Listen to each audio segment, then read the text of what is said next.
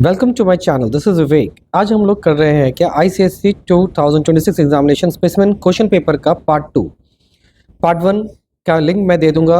आप वहां से आप चेक कर सकते हैं पार्ट वन।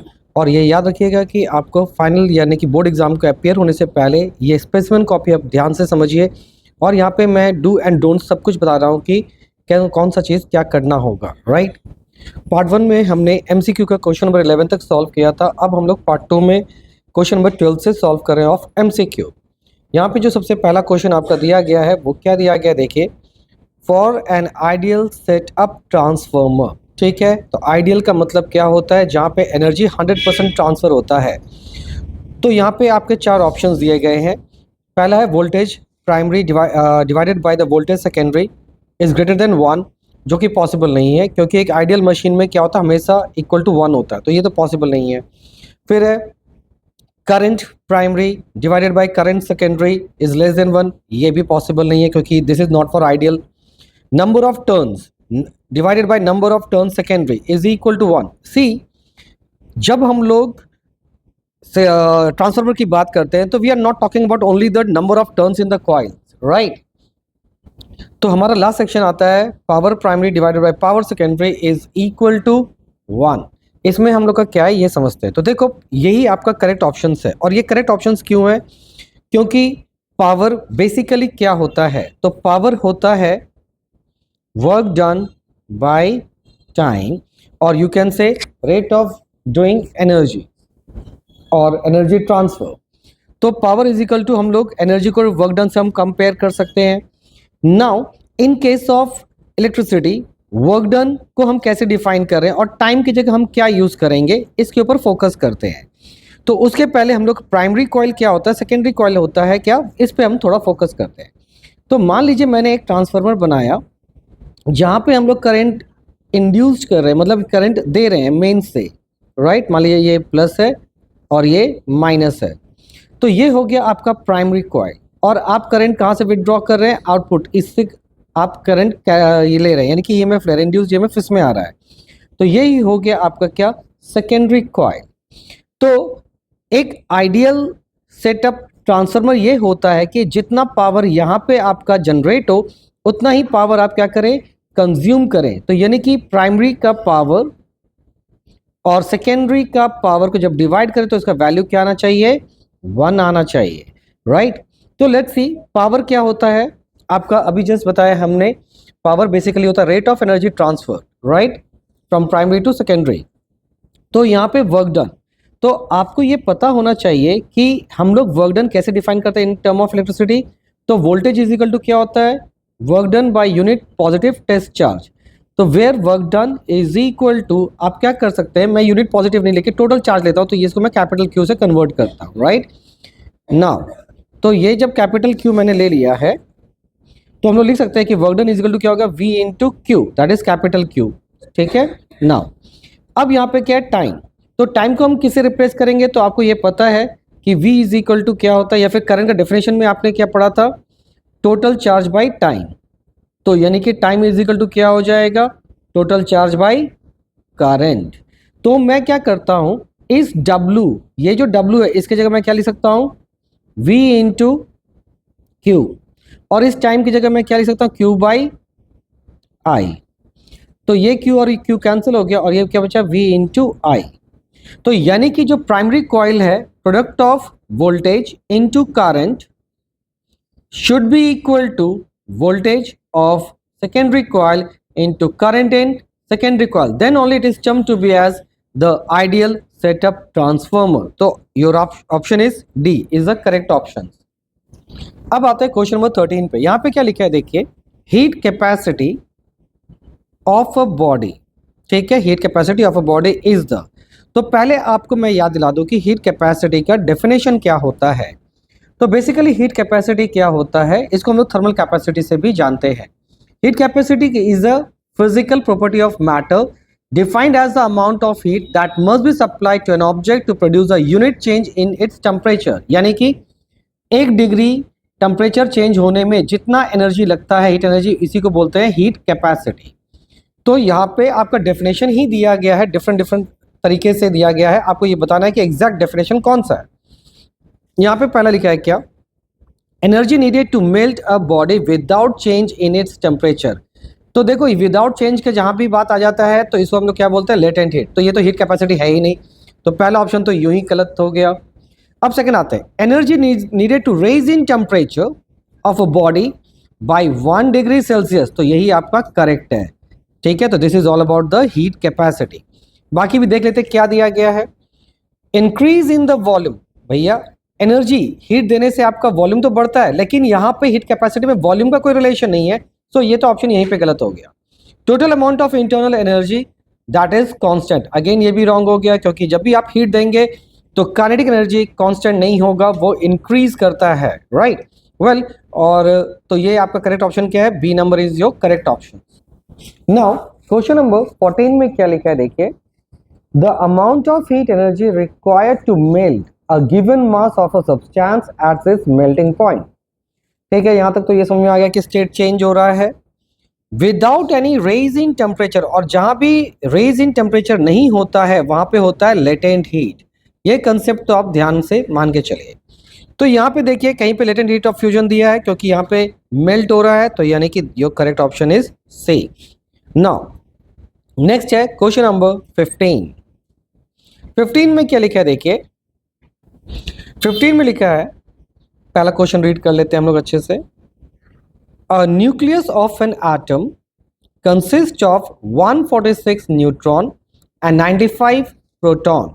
तो ये दोनों ही कहाँ का पार्ट है, न्यूक्लियस का पार्ट है, जहां पे न्यूट्रॉन भी है और प्रोटॉन भी है। It decays after emitting an alpha particles. तो यानी कि ये जो न्यूक्लियस है, मान लिया एक मैं एटम लिख देता हूँ, इजंट इट, तो ये रहा एक्स, इजंट इट। अब यहाँ पे जो प्रोटॉन होता है बेसिकली उसको क्या बोलते हैं हम लोग, एटॉमिक मास, यानी कि वो कहाँ लिखते हैं, यहाँ पर, दैट इज 95। और ऊपर में क्या लिखते हैं हम लोग, मास नंबर लिखते हैं, यानी कि 146 प्लस 95। तो हम लोग क्या करेंगे, ऊपर में आता है क्या आपका मास नंबर, तो इन दोनों को ऐड करते हैं, तो ऐड करने से हमारा वैल्यू आ रहा है 241, इजंट इट। अब इसमें से क्या हुआ, अल्फा पार्टिकल रेज हुआ। तो अल्फा पार्टिकल बेसिकली किसके बराबर होता है, वो हीलियम के पार्टिकल के बराबर होता है, जिसका मास क्या होता है 4 लॉस होता है, और एटॉमिक नंबर यानी कि उसका जो एटॉमिक नंबर है उसमें से 2 जो प्रोटॉन्स होते हैं वो गायब हो जाते हैं। तो 95 से आ जाएगा कितना यहाँ पर 93, और 241 में से अगर आप 4 माइनस करते हैं तो बचता है आपके पास 237, राइट।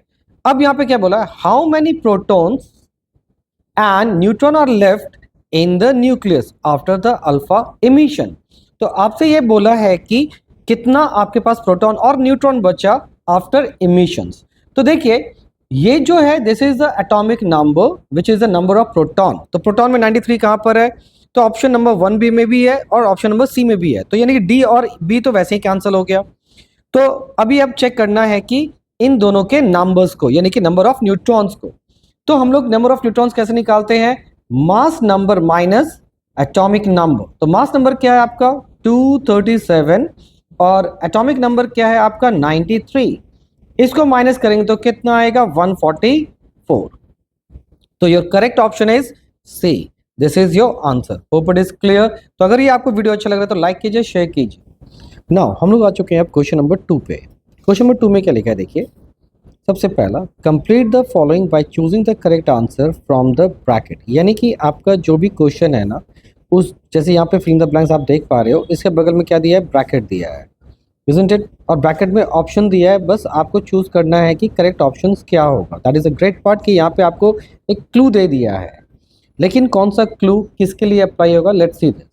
तो सबसे पहला हमारा क्वेश्चन क्या दिया हुआ है, a dash lever will always have mechanical advantage greater than 1। देखो लीवर आपको ये पता है ये 3 तरीके का होता है, class 1 lever, class 2 lever and class 3 lever. Class 1 lever क्या होता है, बेसिकली अगर हम ये ड्रॉ करते हैं तो बीच में होता है फल्क्रम, एक तरफ होगा लोड और एक तरफ होगा एफर्ट, राइट। तो ये जो क्लास 1 लीवर है ना, ये एक बहुत स्पेशलाइज्ड लीवर है। क्यों, क्योंकि ये तीनों काम करता है। पहला फोर्स मल्टीप्लायर, दूसरा चेंज इन डायरेक्शन एंड तीसरा गेन इन स्पीड। तो यानी कि ये जो है ये स्पेशलाइज्ड टाइप का लीवर होता है जो तीनों का काम कर सकता है। लेकिन अगर हम बात करते हैं क्लास 2, क्योंकि ऑप्शन में क्लास 1 तो है नहीं, तो हमें थोड़ा जानना होगा कि क्लास 2 लीवर कैसे काम करता है और क्लास 3 लीवर कैसे काम करता है, राइट। इनके बारे में थोड़ा हम जान लेते हैं। अब यहाँ पे क्या लिखा है देखिए, क्लास 2 लीवर होता क्या है इसको समझिए। तो क्लास 2 लीवर का मैंने डायग्राम यहाँ पे बना के रखा है। क्लास 2 लीवर, क्लास 2 लीवर में क्या होता है, एक साइड में क्या होगा, फल्क्रम होगा, और बीचों बीच हम लोग क्या लेंगे, लोड लेते हैं, और सबसे एंड में क्या लेते हैं, एफर्ट, राइट। तो अगर आप ध्यान से देखेंगे तो जब लोड हमेशा बीच में ही रहने वाला है तो लोड आर्म क्या है, यहाँ से यहाँ तक का आर्म को क्या बोलेंगे, लोड आर्म बोलेंगे। यानी कि यहाँ से यहाँ तक का जो आर्म है वो क्या है, लोड आर्म। तो ये जो लोड आर्म है वो हमेशा छोटा होगा, किससे, ये एफर्ट आर्म से। यानी कि यहाँ से यहाँ तक का जो लेंथ है, एफर्ट आर्म ये है और लोड आर्म यहाँ से यहाँ तक है। तो effort arm is always greater than load arm. और मैकेनिकल एडवांटेज का फॉर्मूला क्या होता है, effort arm divided by load arm. तो एफर्ट आर्म तो हमेशा बड़ा रहने वाला है, तो इसीलिए मैकेनिकल एडवांटेज हमेशा क्या होगा, ग्रेटर देन 1 होगा। तो your correct option is class 2 lever. लेकिन अब यहाँ पे क्लास 3 लीवर क्या होता है, इस पे भी थोड़ा सा समझ लेते हैं। बेसिकली क्लास 3 लीवर का क्या होता है ना, जो एफर्ट आर्म होता है, यानी जो एफर्ट होता है वो बीच बिटवीन रहता है, और एक तरफ क्या रहेगा आपका, फल्क्रम। और इस केस में जो लोड आर्म होता है वो लंबा रहता है। तो अगर मैं यहाँ पे ये करता हूँ effort arm by load arm, तो इसमें हमेशा बड़ा कौन सा रहने वाला है, लोड आर्म रहने वाला है, क्योंकि लोड आर्म क्या है, यहाँ से यहाँ तक पूरा लोड आर्म है, राइट। ठीक है, मैं कलर चेंज कर लेता हूँ। तो ये यहाँ से यहाँ तक पूरा लोड आर्म है, देखिए। तो जब लोड आर्म हमेशा बड़ा है compare to the effort arm, effort arm कहाँ से कहाँ तक है, यहाँ तक है, तो इसका वैल्यू हमेशा क्या होगा, less than 1। Hope it is clear. तो ये हो गया आपका पहला ऑप्शन का आंसर। सेकेंड में क्या लिखा है देखिए, a boy use GPS device to locate his missing friend in a crowded area. The system primarily uses, ऑप्शन में दिया है अल्ट्रावायलेट रेडिएशंस और microwaves to track the locations. तो आपको ये पता होना चाहिए कि ट्रैक करना है लोकेशंस को, तो हम लोग किसका यूज करते हैं हमेशा, अल्ट्रावायलेट का तो कतई नहीं करते, क्योंकि अल्ट्रावायलेट क्या करता है, एक बैड इंपैक्ट देता है हमारे बॉडी को, तो सो अल्ट्रावायलेट हम यूज नहीं करते। तो बचा कि आपके पास एक ही ऑप्शन, दैट इज माइक्रोवेव। और माइक्रोवेव इसलिए यूज़ करते हैं कि जो माइक्रोवेव होता है वो जीपीएस के लिए यूज़ करते हैं और रडार दोनों के लिए ही यूज़ करते हैं। क्यों, क्योंकि इसका एक यूनिक फीचर होता है टू प्रिसाइज, फिर आपके जो डिटेक्टेशंस होते हैं, लोकेशंस होते हैं और स्पीड होते हैं, इनको ये काफ़ी अच्छे से या काफ़ी कम समय में एग्जैक्ट लोकेशन को ये तैयार कर सकता है। तो इसीलिए जीपीएस हो या रडार हो, इसके लिए हम लोग किसका यूज़ करते हैं, माइक्रोवेव्स का। नेक्स्ट में है, यहाँ पे बोल रहा है क्या, unit of the specific heat capacity is. तो यहाँ पे आपका 2 ऑप्शन दिया है, इसमें से कौन सा होगा, लेट्स सी दिस।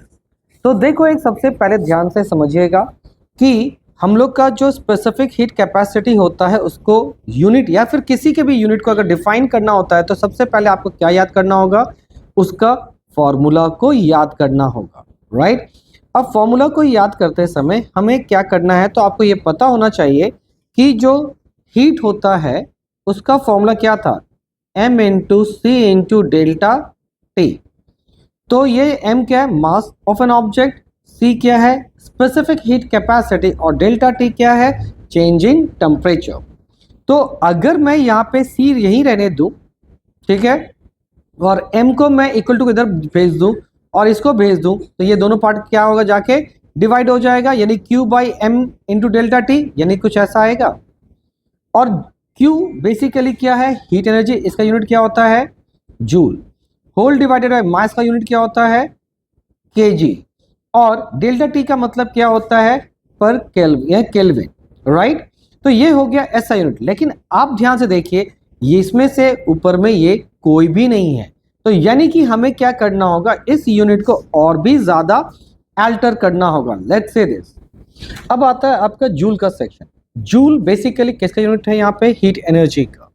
लेकिन अगर आप ध्यान से थोड़ा सा रिकॉल करेंगे तो जूल वर्क डन का भी यूनिट है। तो वर्क डन बेसिकली क्या होता है, फोर्स इनटू डिस्प्लेसमेंट। तो फोर्स का फॉर्मूला क्या होता है, मास इनटू एक्सेलरेशन, और यहाँ पे क्या है, डिस्प्लेसमेंट। अगर हम मास का यूनिट की बात करें तो मास का यूनिट होता है अगेन kg, एक्सेलरेशन का होता है मीटर पर सेकेंड स्क्वायर और डिस्प्लेसमेंट का यूनिट होता है metre. Hope it is clear now. तो यानी कि यहां से हमारा क्या आएगा केजी, फिर आ रहा है metre square by second square, यही आ रहा है ना। तो ये बेसिकली क्या है, ये पूरा कोई हम लोग क्या बोलते हैं, जूल बोलते हैं। क्या बोलते हैं, जूल कहते हैं, इजंट इट ना। अब क्या हुआ ध्यान से समझिए। तो ये जो जूल आपको यहाँ पे दिख रहा है, ठीक है, मैं कलर चेंज करता हूं। तो ये जो आपको यहाँ पे जूल जो दिख रहा है, ये वाला पार्ट, इस जूल के जगह मैं क्या लिखूंगा, KG metre square by second square. तो ये जूल का पार्ट हो गया। और नीचे में फिर से क्या है, इसका केजी है और साथ में क्या है, केल्विन है, राइट। तो यानी कि केजी और केजी कैंसिल हो गया, तो बचा क्या आपके पास, ऊपर में मीटर स्क्वायर, नीचे से ऊपर गया क्या, सेकेंड का पर स्क्वायर और साथ में गया पर केल्विन। तो यही था आपका क्या options, that is metre square per second square और फिर केल्विन पर केल्विन, राइट। तो this is all about the answer. Now अब हम लोग आते हैं नेक्स्ट क्वेश्चन पे। नाउ नेक्स्ट जो क्वेश्चन है हमारा वो क्या लिखा है, the threshold of hearing is, option दिया है 0 dB और 20 हर्ट्ज, ठीक है। खैर 20 हर्ट्ज, तो यहाँ पे थ्रेशोल्ड जब पूछा जा रहा है तो हम लोग क्या बोलेंगे, 0 dB, क्योंकि 0 dB के नीचे हम कुछ भी सुन नहीं सकते। और ये जो 0 dB है ये एक थ्रेशोल्ड है जहाँ से हम लोग क्या कर सकते हैं, चीज़ें को सुन सकते हैं। और अब क्वेश्चन ये है कि 20 हर्ट्ज भी तो ऑप्शन में आ सकता है, क्योंकि आपको ये पता है कि हियरिंग रेंज क्या है, 20 हर्ट्ज। लेकिन आपको ये पता होना चाहिए कि ये एक एवरेज वैल्यू है, it is not the fixed value, isn't it? So it is not the appropriate threshold part. तो थ्रेशोल्ड पार्ट में क्या आता है, बेसिकली 0 dB आता है। नेक्स्ट क्वेश्चन जो है यहाँ पर क्या बोला गया है आपका, देखिए, 2 copper wires can have different resistivity. यहाँ पे बोला है कि 2 वायर है उसका डिफरेंट रेजिस्टिविटी होता है इफ दे हैव डिफरेंट। तो यहाँ पे ऑप्शन में क्या क्या दिया गया है, लेंथ दिया गया है और टेम्परेचर दिया गया है, isn't it? Now, तो जो करेक्ट आंसर है वो है आपका टेम्परेचर, राइट। क्यों टेम्परेचर होता है ये समझिए, क्योंकि रेजिस्टिविटी क्या है, एक इनहेरेंट प्रॉपर्टी होती है किसकी, मटेरियल की। ये डिपेंड नहीं करता उसके लेंथ पे, एरिया पे, राइट। तो क्वेश्चन ये है कि ये डिपेंड किस पे करता है, तो ये डिपेंड करता है किस पे, टेम्परेचर पे। क्यों करता है और कैसे करता है वो देखते हैं। तो for conductor resistivity increase with temperature. तो अगर आप कंडक्टर की बात करते हो तो आपका टेम्परेचर अगर बढ़ाओगे तो मटेरियल का रेजिस्टिविटी भी बढ़ेगा। लेकिन अगर हम बात करते हैं सेमीकंडक्टर के लिए, तो जैसे ही टेम्परेचर बढ़ेगा रेजिस्टिविटी घट जाता है। तो ये ध्यान रखिएगा कि 2 कॉपर वायर है वो डिफरेंट रेजिस्टिविटी किस पे डिपेंड करेगा, उसके टेम्परेचर पे, ना कि उसके लेंथ पे। क्यों, क्योंकि रेजिस्टिविटी एक इनहेरेंट प्रॉपर्टी होती है किसी भी मटेरियल का, वो शेप और लेंथ या साइज किसी पे डिपेंड नहीं करता है। नेक्स्ट क्वेश्चन आ रहा है क्या, the reaction responsible for the production of energy in the sun is nuclear fusion. और ऐसा इसलिए है क्योंकि न्यूक्लियर फ्यूजन में क्या होता है, 2 स्मॉल हाइड्रोजन एटम या फिर 2 स्मॉल न्यूक्लियाई अटैच होते हैं और एक न्यू या फिर हैवी न्यूक्लियस का फॉर्म करते हैं, जिसको हम लोग क्या बोलते हैं, न्यूक्लियर फ्यूजन। तो आंसर इज न्यूक्लियर फ्यूजन। तो यहाँ पर आपका क्या आ रहा है, देखिए, न्यूक्लियर फ्यूजन की अगर हम बात करते हैं तो इसका एक रिएक्शन में देखा रहा हूँ, यहाँ पे हाइड्रोजन है, ठीक है, ये थोड़ा बोल्ड हो, जैसे यहाँ पे है, आप क्या ले लीजिए, प्रोटियम ले लीजिए, तो या फिर ये हो गया प्लस हाइड्रोजन 1, तो ये क्या देगा, ठीक है, ये एक और हाइड्रोजन दिया और साथ में क्या करेगा, ये एनर्जी को रिलीज करेगा और साथ में ये रिलीज करता है। This is all about the reaction. तो जहाँ पे क्या हुआ, स्मॉल न्यूक्लियाई रिएक्ट करेंगे और एक हैवी न्यूक्लियस तैयार होगा। This is all about nuclear fusion. Now move to the next section. Now ये तो काफ़ी इजी पार्ट है, that is movement of the body part, column A और कॉलम बी दिया है और आपसे पूछा है कि नॉडिंग हेड जो है वो कौन सा क्लास में आएगा, तो ये जो है ये क्लास 1 लीवर में है। ऐसा इसलिए क्योंकि जो आपका नेक होता है वो बेसिकली वर्क करता है एज अ फल्क्रम, और फ्रंटल पार्ट आपका वर्क करेगा एज अ लोड, और एफर्ट आपका बैक सेक्शन ऑफ हेड करता है।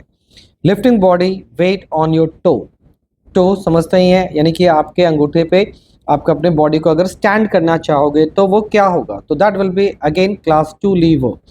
क्लास 2 लीवर इसलिए होता है क्योंकि आपका जो एंकल होगा वहाँ पे आप एफर्ट डालोगे, यानी कि आप एकदम एफर्ट कहाँ डालोगे, लास्ट में, इजंट इट, यहाँ पे डालोगे एफर्ट। और टो हो गया आपका फल्क्रम, और बीचों बीच आप क्या करते हो, आपका लोड होता है जिसको आप ऊपर करके लिफ्ट करने की कोशिश करते हो। तो जब भी आपका फल्क्रम एट वन एंड हो, एफर्ट एकदम लास्ट में हो, और बीच में अगर आपका लोड आ जाए तो वो क्या बन जाता है, क्लास 2 लीवर। तो इसका हो गया class 2 lever, right. Hope it is clear. Now next question पे अगर ध्यान देते हैं तो ये यहाँ पे क्या लिखा है, देखिए, name the wave use for echo depth sounding.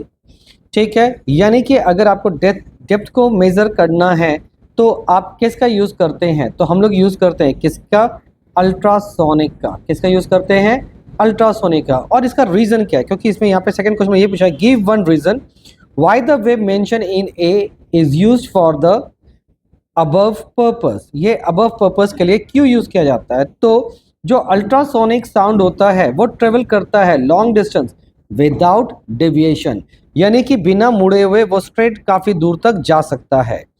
और फिर क्या है, not easily absorb by the medium, और ये जनरली मीडियम के थ्रू एब्जॉर्ब भी नहीं होता, and that's why we choose ultrasonic sound for the depth detection. Thank you very much. आज ये है पार्ट 2, तो यहीं पे आज मैं इसको कंप्लीट करता हूँ। मिलते हैं फिर आगे के वीडियोस में, जहाँ पे मैं क्वेश्चन नंबर 3 से सॉल्व करूँगा स्पेसिमेन कॉपी। तो अगर ये आपको वीडियो अच्छा लग रहा है तो लाइक कीजिए, शेयर कीजिए, सब्सक्राइब कीजिए। Thank you.